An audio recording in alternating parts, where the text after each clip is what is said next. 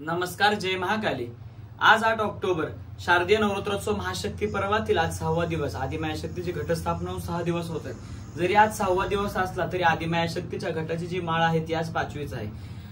तर ज्याप्रमाणे इथून मागे सांगितलं होतं की या शारदीय नवरात्रोत्सवात आपण आपल्या मंदिरातील जी कालीमातेची स्थापित मूर्ती आहे तिला रोज वेगवेगळ्या पद्धतीचा शृंगार अलंकार करून भगवतीचं वेगवेगळं स्वरूप देण्याचा प्रयत्न करणार आहे। तर आज आपण मंगळवारचा दिवस सुद्धा आहे।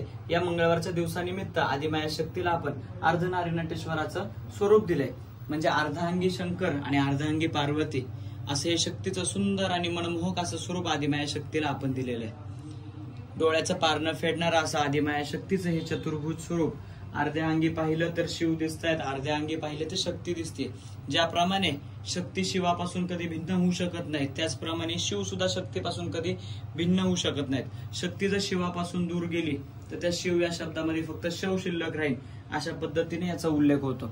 शिवाशिवाय शक्ती अधुरी आणि शक्तीशिवाय शिव अधुरा आहे याचं प्रतीक म्हणजे हे अर्धनारीनटेश्वरीचं स्वरूप। सर्वांनी आता आरती होणार आहे। सर्वांनी व्हिडिओच्या माध्यमातून आरतीचा लाभ घ्यावा। तुम्हाला व तुमच्या कुटुंबियांना शारदीय नवरात्रोत्सव महाशक्ती पर्वाच्या खूप खूप शुभेच्छा। जय महाकाली। जगदंबे।